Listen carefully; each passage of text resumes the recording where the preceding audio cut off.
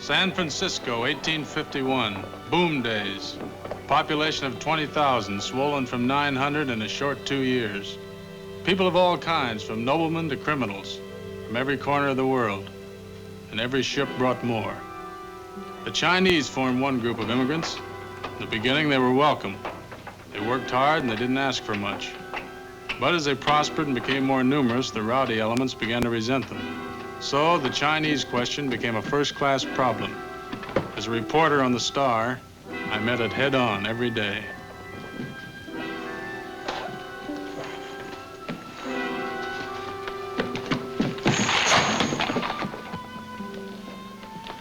Where are you going, you heathen? We couldn't see you, mister. Who asked you? Didn't nobody ever learn you to give the sidewalk, pigtail? What's going on out here? I fell down. This thug pulled him over by his cue. He did, eh? He sure did. This is your boy, mister. You better learn him some manners. I picked them up quick. No. Leave them where they are, Sing. Leave them where they are. You know, you're right, mister. I should show him some manners. I could do it better. Maybe you could at that. Now, pick up those nails. Pick them up, you thick-skulled clod. Go on! Put each and every one of them carefully back into that keg again. Observe how meek and mannerly our friend has become, Sing. This will make a nice little piece for the Star. I'll print it in the etiquette column. Yeah, now, if you'll wait around till our friend here has finished his lesson, I think that Sing has a better story for you. Come on, get on with it. California, California, The Californians. California, I've come to live where life is best. In the Golden West, I'm gonna strike it rich in California.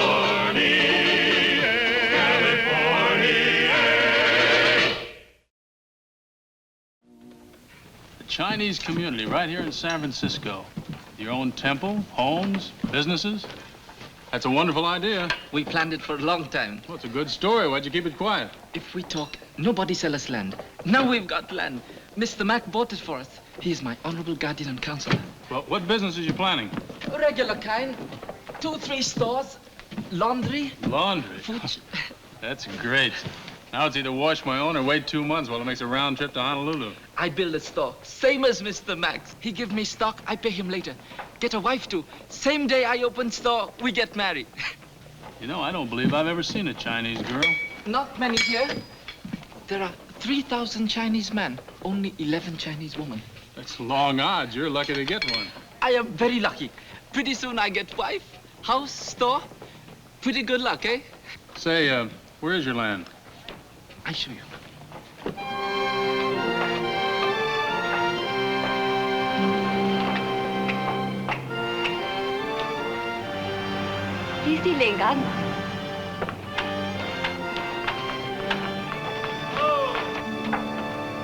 The elder is Dai Ju, honorable president of Tin Hao Temple Society.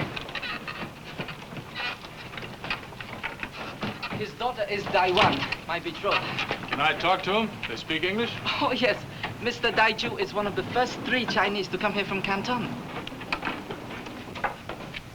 Dai Ju, this is Mr. Dion, newspaperman. And this is my betrothed, Dai Wan, Mr. Dion. Hey, you. You savvy English? How about you? Do you speak Chinese? Nope. I speak English. Why should I so? Who's Chu? Dai Chu. This gentleman is Mr. Dai. I'm Sid Ikins. A friend of mine in the registry office told me that McGibbon transferred the title of this land to the Tin Hao Temple Society President Dai Chu. Well, what about it? Speak up. Tin Hao is the queen of the heavens. Her temple will be built here. I know tin temples to know tin queens going up here, boy. Oh, yes. Oh, no. You keep your ears open and your mouth shut, and I'll tell you why. I'll make it short and sweet. I'm Sid Ikins. I run this precinct, and what I say goes. Me and my constituents own all the land around here. We don't want any cheap Chinese shacks stuck up in the middle of it, so get out. This is their land, mister. And keep your nose out of this, bright boy. You'll get paid a good price for it. Exactly what McGibbon paid. Go on, I got the money right here in my pocket. Tell old Confucius that, will you? Go on, tell it. We won't sell. I didn't ask you. Li Sing speak for all. He does, eh? We keep our land. Only gonna make this offer once. We won't sell. Before I'm through with you, you'll be giving it a why.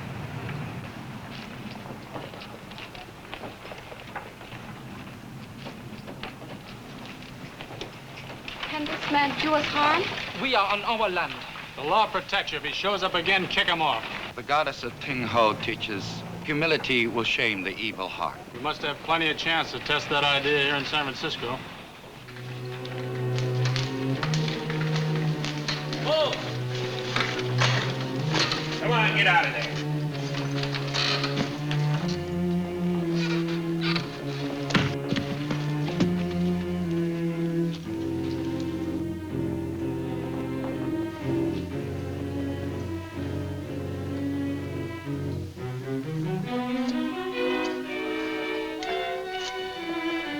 Only the fake tail? Good way to get rid of them is cut the tails off a few and turn them loose. You think more of these than a squirrel does of its tail.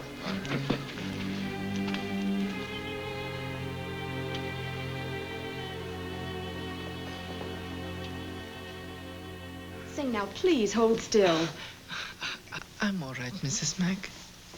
Sing, tell me, did you recognize any of the other men? Hmm? Well, what is it? What's the matter with... They've cut off his queue. He was so proud of it. 23 inches long. It's only hair. It'll grow back. What's so terrible about that? Oh, you don't understand, Dean. It is a terrible thing. Health and happiness aside, nothing is as important to a Chinese man as his queue. I cannot go back to my people. I have lost faith. That seems a little far-fetched. No, Mrs. Mack. In the old country, only slaves and criminals don't have queues. But this isn't the old country, Sing. Besides, if my people see what happened, many would get scared. They will sell their land and go away. Why would they do that? Well, it's rather difficult to explain. In a way, I suppose it's like Samson losing his hair. You see, the Q stands for manliness, for honor and prestige. It's as much a part of Sing as his own nose. Without it, his people won't listen to him. They'll have no confidence in him. You mean they won't accept him anymore? That's right. He's dishonored, mutilated. In fact, I very much doubt that his fiancée's father would allow her to marry a cueless man. Poppycock, Jack. If the girl loves him, she'll marry him, even if he gets bald as an egg. No, Mrs. Mack. Taiwan would never disobey her father. Well, look, if his cue's that important, why don't we just keep quiet about it and stick it back on? Who'll know the difference? The men took it away. I've got an idea. We'll make you one. Jack, if we cut the tail off one of the horses... Sounds like a pretty good idea, I suppose. You got a horse back there? Now, don't you worry, laddie, huh? See what I mean? Yeah. What is it? My Boston transformation. Well, he's gonna look pretty funny, a blonde Chinaman. Don't be silly, we'll dye it. Now, here, now, just a minute. That thing cost a lot of money. Took over 18 months to get here. Took Sing a lot longer to grow his queue. Now, where's that black stove polish?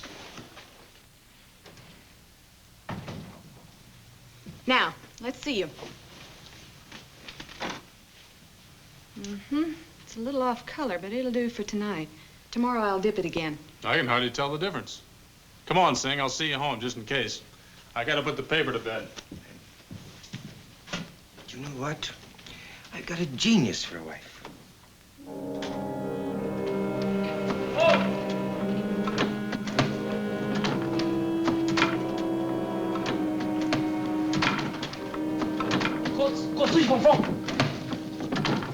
Tell me, Maestra, what happened? The red-faced man came with others. They threw stones. They cut our tents, made this fire. Our honored elder, your father? The stone struck him. He rests. And you? Tomorrow, if we stay here, worse will come, they said. Worse will come to them. We have had enough humility. I will go to my guardian and borrow guns. No, Li Sing. We will never do this. There is no other way. Oh, yes. We will go. Go? Go where? Where we can live in peace. Tomorrow we will sell our land. My land will not be sold. We will sell. We have consulted. It is decided. You have decided without me? Why? This is why the men threw it to us. Take off your dishonest hair.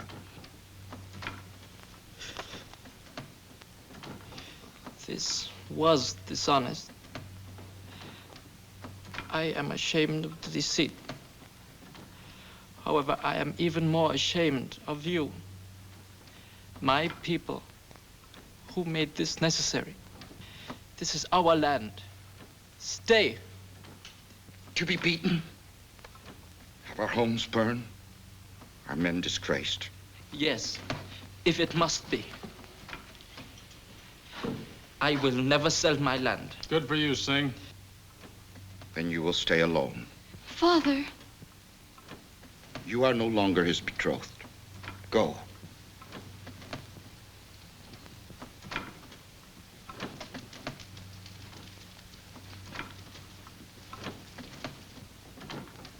Li Sing has lost face. Well, he hasn't lost face with his American friends. It's more honorable for a man to lose what he values in a good cause than to keep it and lose his cause. Come on, Singh, we'll show him what face is.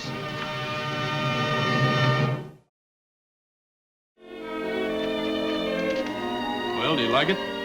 Well, if you mean to make certain that Akins will go through with what he started, it's a masterpiece. What do you mean by that?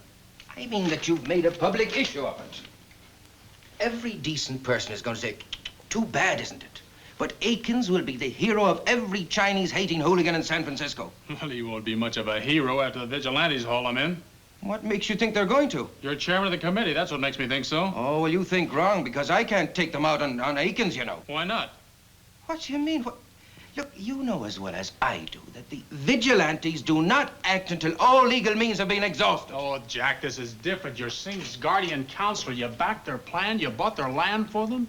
Only yesterday, you pulled a gun on a man who mistreated Singh. Yes, as a private citizen. But how long do you think we'd hold public confidence if we were to hold a drumhead trial on every hooligan that does something that we don't like? Is the public doing anything for Li Sing? Look, there's a time to be proper and a time to be right. Would the committee act if there was a legal way to do it? Yes. We'd be delighted to get rid of Brother Akins. Then let's swear out a warrant in Li Sing's name. Who's going to issue the warrant? Judge Jennings? Look, everybody in town knows that Jennings is owned by those crooks, body and soul. He'd have Akins out of jail in 10 minutes. Now, would that help the Chinese? Suppose we talk to old Doc Penny. That rumhead? Doc Penny's forgotten more about law than anybody out here ever knew. Yes, I know. Yes, he's an honored member of the bar, every bar on Montgomery Street. Listen, he hasn't seen the inside of a courtroom in years. Well, Jack, we got to do something.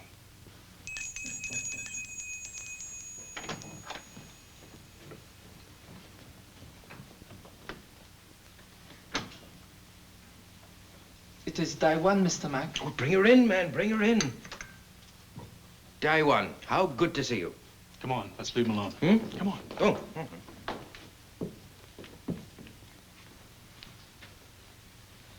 I had to see you.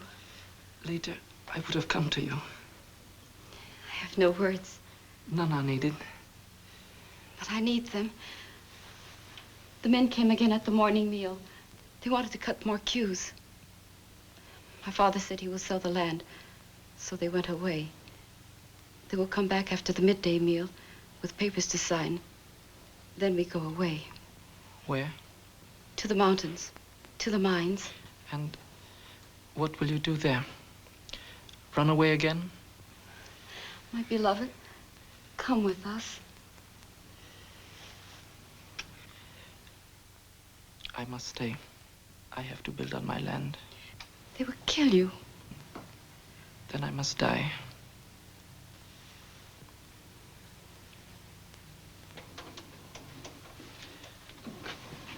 Goodbye, my star. Goodbye is very hard to say. Then I will stay with you. Thank you, my beloved star. No man could be more happy.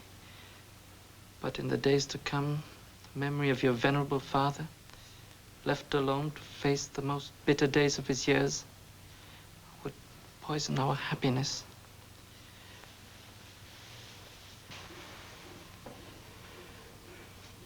You must go with your father.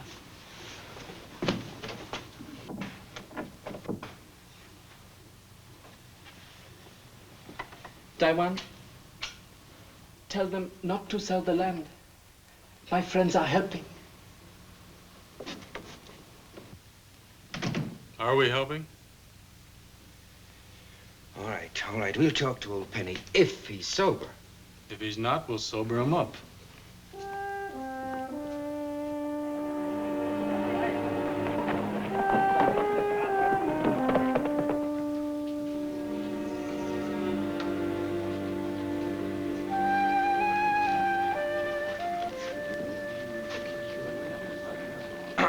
Well, what's wrong with a little nap? Come on, wake up. We got to talk to you. Huh? We need some help with the law. Law?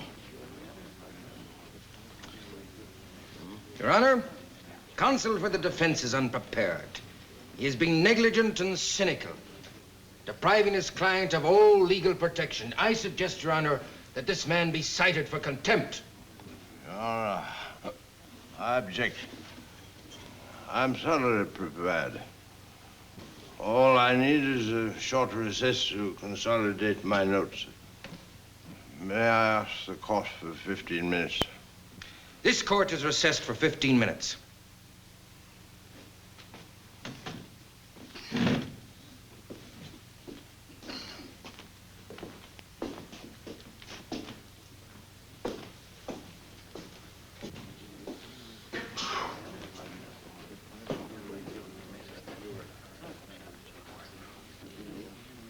Oh, simple problem, gentlemen.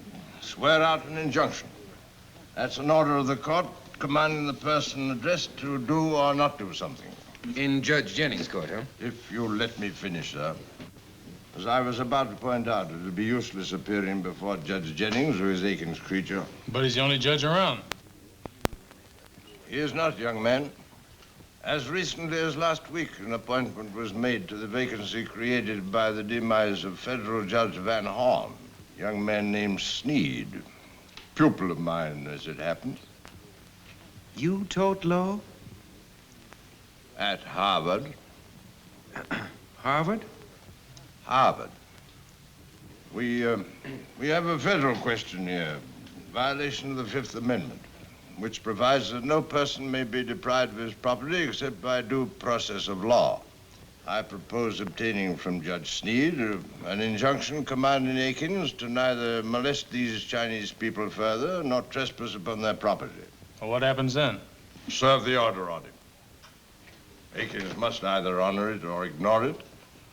If he honors it, your friends are safe.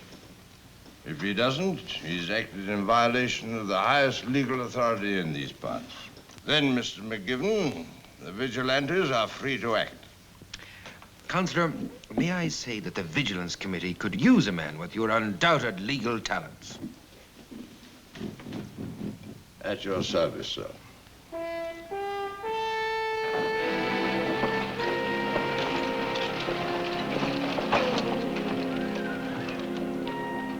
Venerable leader, brethren of Tin House Society, short on hair, long on friends, American friends, your friends, I bring good news.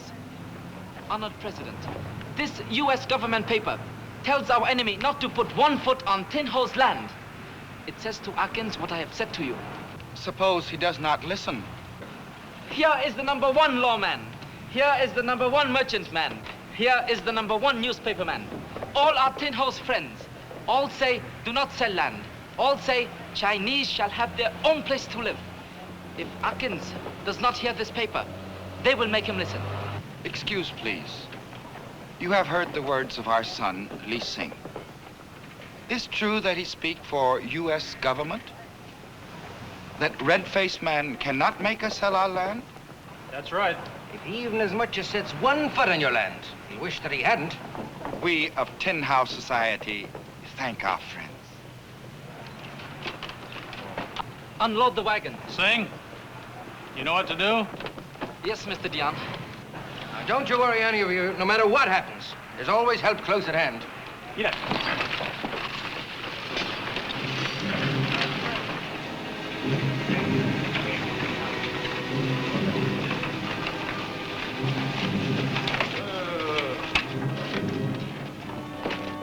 Want to sell your land now? I told you you'd be giving it away.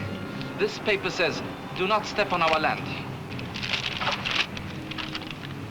Federal Court of the State of California. I'll shave your head this time. I speak for the U.S. government. Do not step on our land.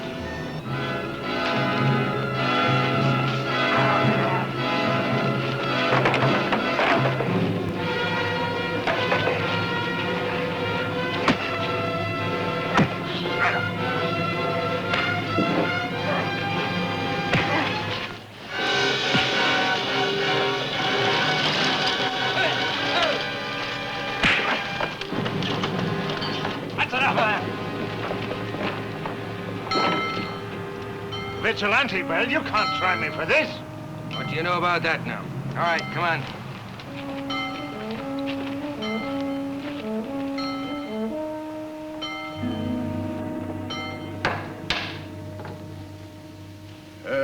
This court has sat in the absence of Just Sneed, who unfortunately was called south in pursuance of his official duties.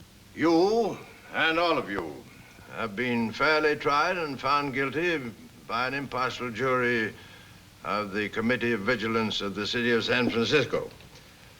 Sid Akins.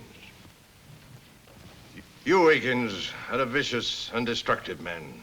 Human dignity is the principle on which this country was founded, the dignity of the individual, the right of every man and every woman to self-respect.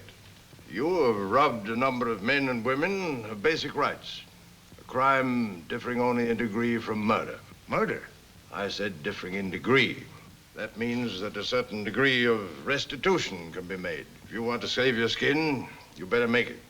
Yes, sir.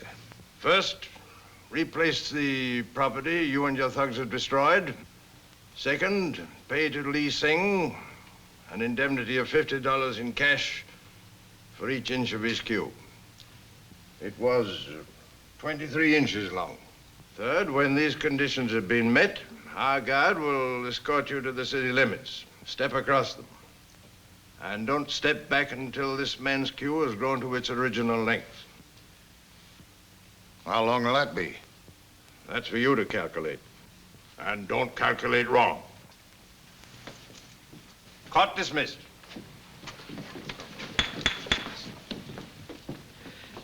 Thank you very much, Mr. Mack.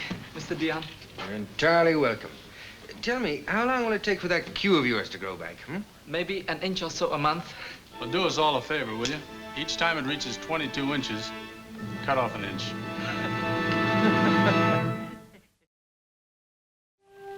Such were the beginnings of San Francisco's Chinatown, which even before I pulled stakes became the largest Chinese community outside of the Orient. The first building to be erected there was Dai Chu's dream, the Tin Hau Temple. And the very first couple to send their nuptial prayers toward heaven in the smoke of Tin Ho's sacred brazier were our own good friends Sing and Wan. It made a real nice story for the paper, the kind of story I was glad to write. California. Oh, I've traveled here, I've traveled there. I guess I've been most everywhere. But I like where I am today, and here is where I'll stay. Now, one thing I just can't endure is being broke and being poor. So I come west to take the cure, and here is where I'll stay. I've come to California, California. There's gold in them there hills in California. I've come to live where life is best. In the Golden West, I'm gonna strike it rich in California.